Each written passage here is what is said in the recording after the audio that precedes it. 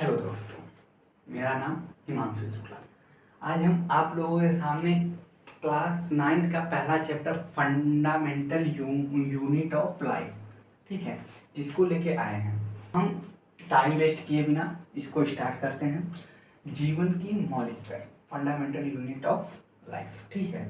यही 9th का biology का सबसे पहला चैप्टर है, ठीक है। कहते हैं ना, पहले बेस मजबूत रहेगा तो आगे जाके आप कुछ भी कर सकते हैं। जब घर बनता है तो उसका सब न्यू पहले मजबूत करते हैं।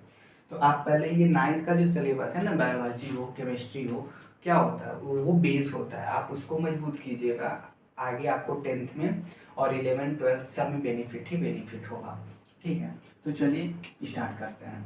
देखिए, हम आपको बता दें, जब बायोलॉजी का मतलब जीव जंतु के बारे में अध्ययन, जीव जंतु के बारे में अध्ययन। जब जीव जंतु के बारे में अध्ययन वैज्ञानिकों ने करना शुरू किया था, तो ये सबसे खास बात है आप लोगों के लिए कि उन्होंने सिर्फ जीव एवं जंतुओं को ही रखा था। जीव जंतुओं का मतलब जैसे कुत्ता, बिल्ली, भैंस, बकरी, बंदर, हम मानव, हम लोग भी तो जानवर ही है, ठीक है। तो वो क्या करते थे, वैज्ञानिक ये सोचते थे कि बस हम ही लोग जीव हैं, लेकिन एक लोग को छोड़ देते थे। किसको बता सकते हैं? पेड़ पौधों को। किसको? पेड़ पौधों को। अब जो पेड़ पौधे होते हैं, अब वो जीवित हैं या मृत हैं इसका पता किसी को नहीं था, लेकिन पेड़ पौधे जीवित हैं मृत हैं इसका पता किया। किसने किया? भारतीय वैज्ञानिक जगदीश चंद्र बोस ने। देखो, ये जो भारतीय वैज्ञानिक जगदीश चंद्र बोस हैं, इन्होंने पता किया कि पेड़ पौधे जीवित हैं। इन्होंने बताया कि पेड़ पौधे जीवित हैं, और ये भारत के रहने वाले थे। कौन? जगदीश चंद्र बोस, ठीक। और ये अपने मुंह से नहीं बोले, क्योंकि देखो, साइंस के दुनिया में, इस साइंस के वर्ल्ड में आप जब तक प्रूफ नहीं करोगे किसी भी चीज को, वैज्ञानिक आपके बात को, आपके तथ्य को सत्य नहीं मानेंगे। तो इन्होंने प्रूफ किया, एक मशीन बनाया इन्होंने जिसका नाम था क्रैस्कोग्राफ मशीन। इस क्रैस्कोग्राफ मशीन द्वारा इन्होंने ये प्रूफ किया, ये सिद्ध किया, ये बताया कि नहीं, पेड़ पौधे भी सांस लेते हैं, वृद्धि करते हैं, पाचन होता है, इत्यादि इत्यादि इत्यादि, ठीक है। जो जंतुओं में होता है, बस जंतुओं में क्या होती है, ट्रांसपोर्टेशन, गति होती है, और उनके में गति नहीं होती, वो एक जगह स्थिर होकर सब करते हैं, ठीक है। लेकिन वो भी जीवित होते हैं। तब वैज्ञानिकों ने इस बायोलॉजी को दो भागों में बांटा। पहला तो जूलॉजी, दूसरा बॉटनी। ऐसे शाखाएं तो बहुत हैं, ठीक है। बायोलॉजी की शाखाएं बहुत है, हम उस पर बात नहीं कर रहे हैं, बस हम उस समय ये बात कर रहे हैं कि उस समय से बायोलॉजी को दो भागों में बांटा गया। पहला जूलॉजी और दूसरा बॉटनी। अब जूलॉजी को नाम दिया गया जंतु विज्ञान, और बॉटनी को नाम दिया गया वनस्पति विज्ञान। अगर भाई दोनों को साथ में अगर नहीं बांटा जाता तो दोनों का साथ में अध्ययन करना पड़ता, और जिससे कि प्रॉब्लम होती है आगे चल के, दोनों में घालमेल हो जाता। तो क्या होता है कि इसको अलग बात दिया गया। इसमें बोला गया कि भाई देखो, जो जंतु विज्ञान होगा उसमें हम अध्ययन करेंगे जीव जंतुओं के बारे में। किसके बारे में? जीव जंतु। कुत्ता, बिल्ली, भैंस, बकरी, हमने बताया जीव जंतु, ठीक है, उसके बारे में अध्ययन करेंगे। और वनस्पति विज्ञान में किसका अध्ययन करेंगे? वनस्पति विज्ञान में करेंगे पेड़ पौधों के बारे में, ठीक। तो आता है ये बात कि भाई ठीक है, अब जूलॉजी के जनक कौन है? अगर आपको बोला जाए कि बायोलॉजी का जनक कौन है या जीव विज्ञान का जनक कौन है, जंतु विज्ञान का, तो आप क्या कहेंगे? आप कहेंगे कि इसके बायोलॉजी या जूलॉजी के जनक एक ही हैं। कि कौन है? उनका नाम है अरस्तु। क्या नाम है? अरस्तु। ये अरस्तु में मतलब इनको जनक कहा जाता है, अरस्तु को, जूलॉजी का। जूलॉजी का पिता, जूलॉजी का जनक, जंतु विज्ञान का जनक किसे कहा जाता है? अरस्तु को। और वनस्पति का पिता, वनस्पति का जनक किसे कहा जाता है? थियोफ्रेस्टस को। किसको कहा जाता है? थियोफ्रेस्टस। आधा सा, ठीक, थियोफ्रेस्टस। इनको क्या कहा जाता है? वनस्पति विज्ञान का जनक, पिता भी बोल सकते हैं। आपसे पूछा गया जीव विज्ञान के पिता कौन है, तो आप ये कहेंगे अरस्तु। और पूछा गया कि वनस्पति विज्ञान के पिता कौन है, तो आप कहेंगे थियोफ्रेस्टस, ठीक।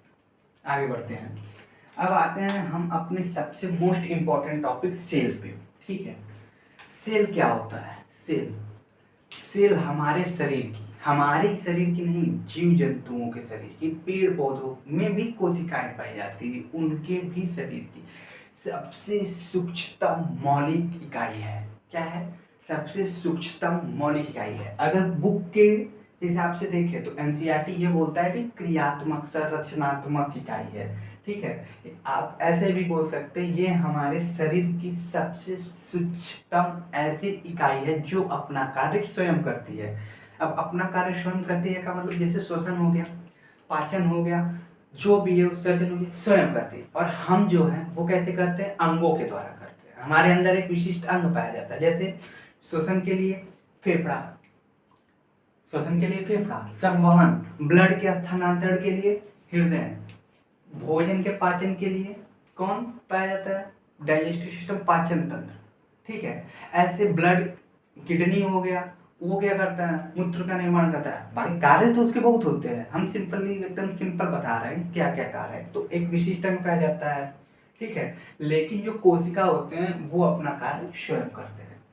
और जो हम ये सब करते हैं, जैसे हम श्वसन करते हैं, पाचन करते हैं, ठीक है, वो हम अपनी कोशिकाओं के लिए ही करते हैं। किसके लिए करते हैं? कोशिकाओं के लिए। ठीक, अब हम श्वसन करते हैं, ऑक्सीजन अंदर लेते हैं, कार्बन डाइऑक्साइड देते हैं, तो वो ऑक्सीजन हमारा कहाँ जाता है? कभी आपने सोचा कहाँ जाता है? वो कोशिकाओं के पास ही जाता है। हम उसको कोशिकाओं के पास ही पहुंचाने का कार्य करते हैं भाई। अब उसके लिए माध्यम अलग है, फेफड़ा है, श्वसन कर रहा है, फिर ब्लड को दे रहा है, ब्लड से हृदय जो है हमारा, हार्ट जो है पंप कर रहा है, हमारे शरीर के सभी कोशिकाओं तक पहुंचाता है।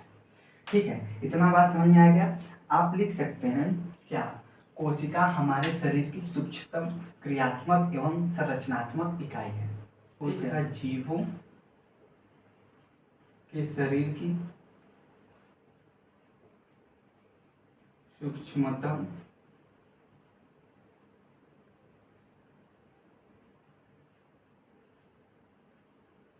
क्रियात्मक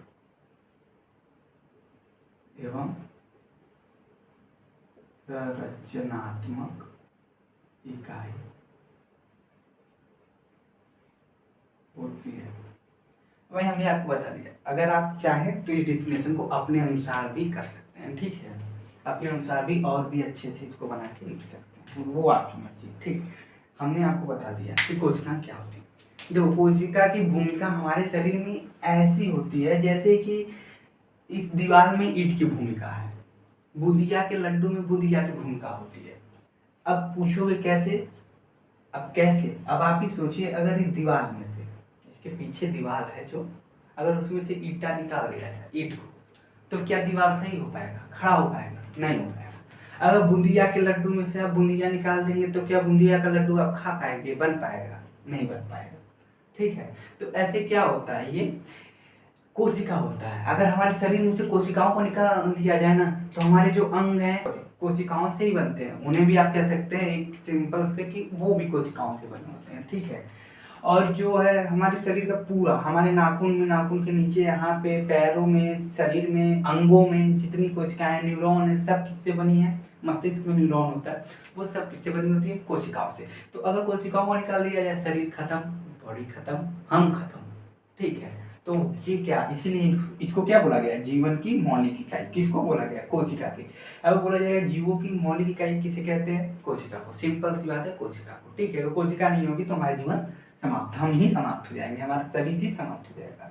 ठीक, हम पहले इंपॉर्टेंट टॉपिक करते हैं, फिर एनसीईआरटी में जैसे जैसे टॉपिक आएगा, हम कुछ एनसीईआरटी से बाहर से भी देंगे, लेकिन एनसीईआरटी का एक एक टॉपिक आपको यहाँ पे आपको पढ़ाया जाएगा, हम पढ़ाएंगे। ठीक है, और कुछ बाहर से भी इंपॉर्टेंट टॉपिक देंगे, जिससे हमारे जो तैयारी करने वाले छात्र हैं उनको भी क्या हो? बेनिफिट हो। क्योंकि ये सब ऐसे जो है ना, जो एग्ज़ाम बड़े बड़े होते हैं, एंट्रेंस एग्ज़ाम हो गए या किसी यूनिवर्सिटी के एंट्रेंस एग्ज़ाम हो गए, एसएससी जीटी कहीं का भी एग्ज़ाम हो गया, तो उसमें ये छोटी छोटी जैसे 9th 10th के ही लेवल का क्वेश्चन पूछा जाता है। तो आप लोग भी ध्यान से देखिएगा।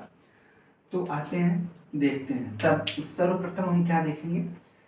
कोशिका का वैज्ञानिक नाम। कोशिका का वैज्ञानिक नाम होता है साइटो। क्या होता है? साइटो। सेल, सेल से बना साइटो। ठीक, क्या होता है? सेल से बना साइटो। कोशिका का वैज्ञानिक नाम साइटो। और कोशिका का अध्ययन क्या कहलाता है? साइटो। अब साइटो के लास्ट में लगा दो लॉजी। ठीक है, जूलॉजी, बायोलॉजी, साइटोलॉजी, ठीक, लास्ट में लगा तो लॉजी। वैज्ञानिक नाम साइटो, और अध्ययन आप सिर्फ कोशिका के बारे में ही पढ़ेंगे, कोशिका के स्पेशलिस्ट बनेंगे या कुछ भी, क्या कहलाएगा, साइटोलॉजी, ठीक। अब आते हैं, आगे बढ़ते हैं। अब आता है बात ये कि जैसे जंतु विज्ञान, वनस्पति विज्ञान, वनस्पति विज्ञान के जनक थियोफ्रेस्टस हैं, जंतु विज्ञान के अरस्तु हैं, और इनको अस्तित्व में लाया गया वनस्पति विज्ञान को इनके बाद जगदीश चंद्र बोस की सहायता से, जगदीश चंद्र बोस ने जब बताया कि इसको गुलाब सिंह द्वारा, तब लाया गया। वैसे बात आता है भाई कोशिका, कोशिका तो भी किसी ने देखा होगा, सुना होगा, पढ़ा होगा, तभी तो बताया, तभी तो हम लोग पढ़ रहे हैं आज, नहीं तो ऐसे थोड़ी ना पढ़ लेते जब हमें पता ही नहीं होता, ठीक है। तो इसकी खोज किसने किया था, तो आप बोलेंगे इसका खोज किया था रॉबर्ट हुक ने। कौन किया था, रॉबर्ट हुक ने, ठीक है। अब जो रॉबर्ट हुक ने खोज किया था, आप ध्यान दीजिएगा, इन्होंने खोज किया था, क्या किया था, कोशिका खोज किया था। लेकिन आपको बता दें कि जो इन्होंने खोज किया था वो कोशिकाएं मृत कोशिका थी, अनगढ़ सूक्ष्मदर्शी के द्वारा किया था। मतलब इनकी जो सूक्ष्मदर्शी थी, माइक्रोस्कोप जिसे बोलते हैं, वो बहुत विकसित नहीं थी, ठीक है। वो क्या थी, बहुत विकसित नहीं थी। वो अपने इस सूक्ष्मदर्शी द्वारा क्या किए थे, खोजे थे। कार्क की झिल्ली बोल सकते हैं, या प्याज की झिल्ली पे, प्याज आप छीलते हैं उसके ऊपर जो झिल्ली होती है ना पतली सी, उस पर इन्होंने देखा था। तो क्या देखा था, वो कोशिकाएं जो थी वो मृत कोशिकाएं थी। क्या थी, मृत कोशिकाएं, ठीक। अगर आपसे पूछा जाए कि कोशिका का खोज किसने किया था, तो आप यही बोलेंगे सिंपल कि भाई किया तो इन्होंने ही था, इन्होंने किया था। चाहे मरी हुई कोशिकाओं का किया, चाहे जीवित कोशिकाओं का किया, लेकिन किया तो इन्होंने ही किया, बताया तो इन्होंने ही बताया, ठीक है। तब उसके बाद जीवित कोशिका खुद दूसरे वैज्ञानिक ने किया, वो बात अलग है, लेकिन पहले तो इन्होंने ही बताया ना कि भाई कोशिका अस्तित्व में है, इस संसार में है, हमारे शरीर में है, जो भी इन्होंने बताया, तभी तो कोशिका, मतलब आपसे अगर सिंपल पूछा जाए कि कोशिका की खोज किसने किया था, तो आप बोलेंगे रॉबर्ट हुक ने। अगर आपसे पूछा जाए कि जीवित कोशिका खोज किसने किया था, तो आप बोलेंगे एंटोनी लीवेनहॉक ने। किसने किया था, एंटोनी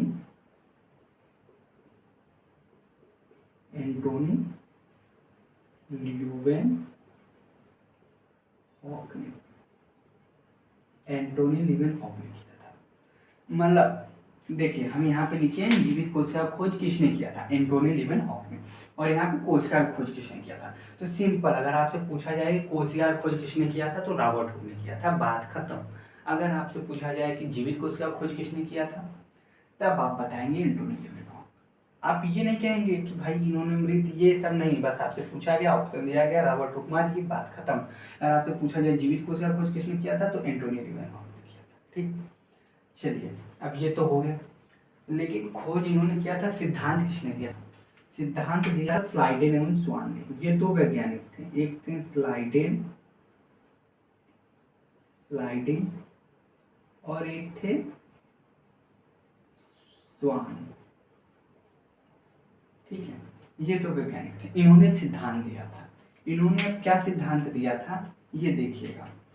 इनका सिद्धांत ये था, कोशिका से मिलकर ऊतक बनते हैं, और ऊतक से मिलकर अंग बनते हैं, और अंगों से मिलकर हमारी पूरी शरीर की जो संरचना है वो बनती है।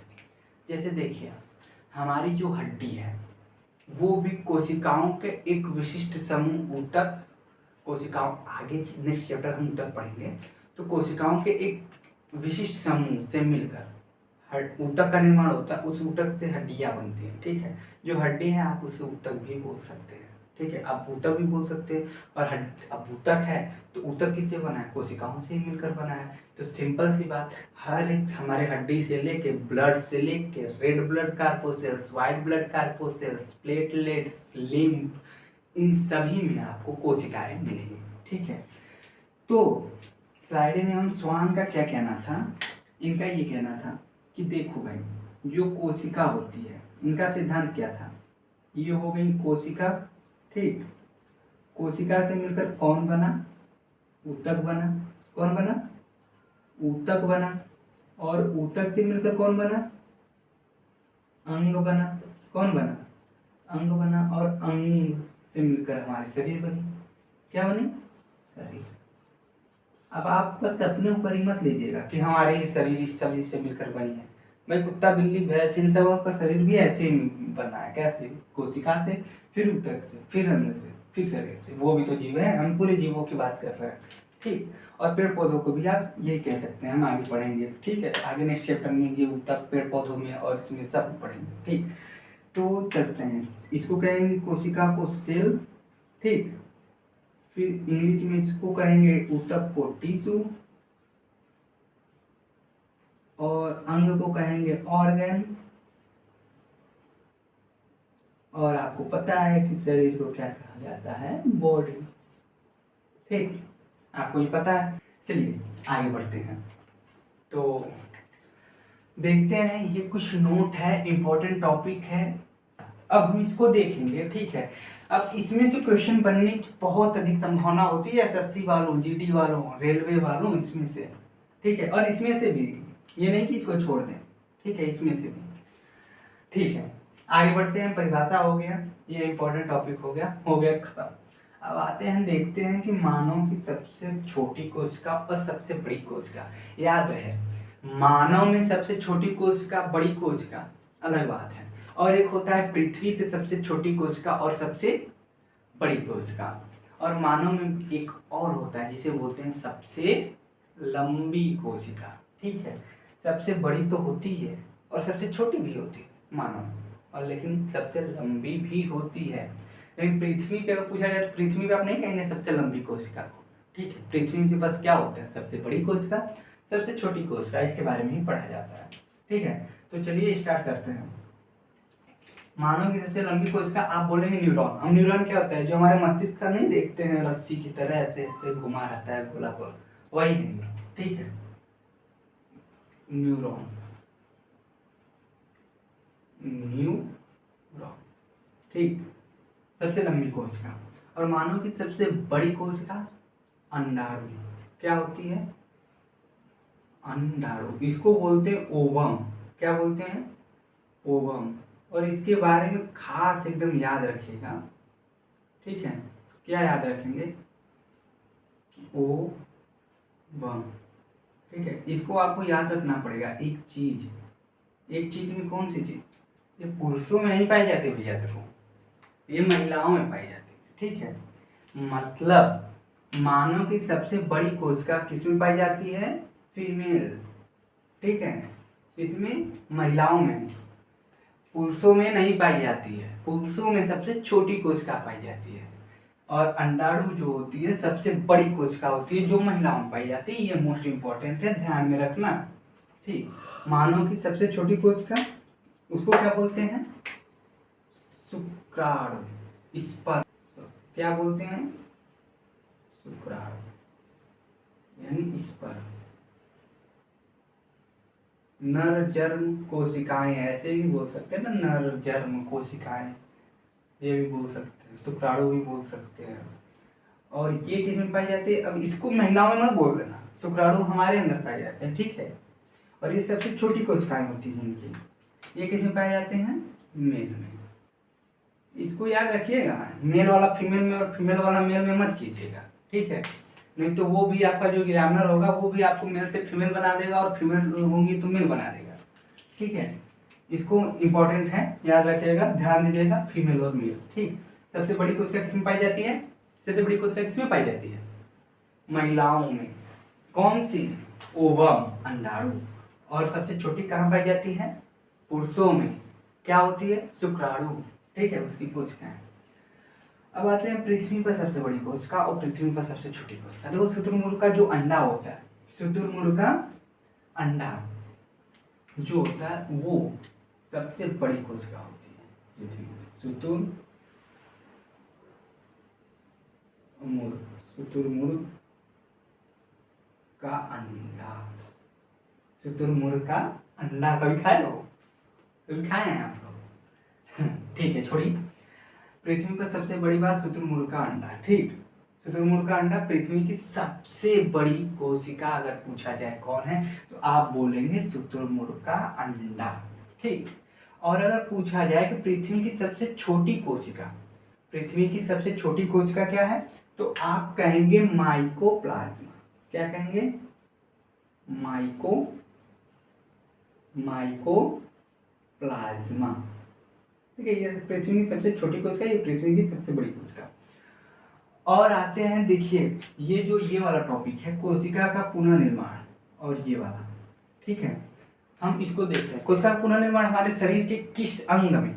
भाई हमारी अंग कोशिकाओं से मिलकर बनी है, बात सिंपल, हमने पहले ही बताया।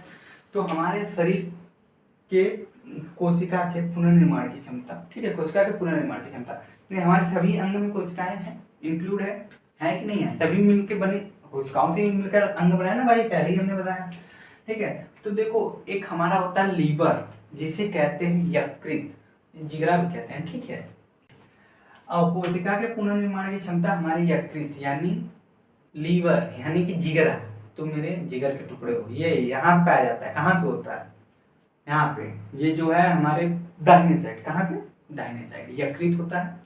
अगर आपको कोई चाकू से मारने आ रहा है, ठीक है, तो आप अपने लीवर में चाकू घुसवा लीजिएगा, मतलब एक ही बार, बार बार नहीं ना कि एकदम अच्छे से हुआ बनवा लें, नहीं, एक दो बार वो मारा और चला गया। ठीक है, तो आप जाएंगे डॉक्टर के पास, वो आप बोलेंगे कि कोई आया था, मेरा दोस्त ही था, वो धोखा दे दिया, धोखा में आया, हमें मार दिया, और हम क्या हो गए?